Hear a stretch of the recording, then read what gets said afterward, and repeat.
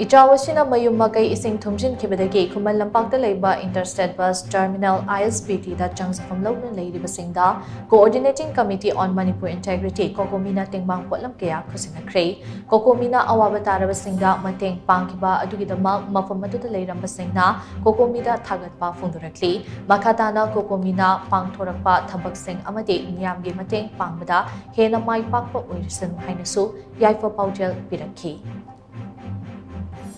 Sinumita ako'y iyambasingna kokomi site dagi kasi ako'y waraba sida ising chawbugi epinamdagi relief camp leiba mafamduda kitang oirasu nungsibagi iba potse ako'y na accept tawdare aduga yam nungaijare kokomi site dugusu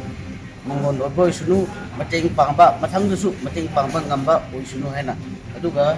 kokomi gi mekai digi oina awaba mayam gi thabak suba mi singchu mateng pangba mi chu oina isona sangdi do sunu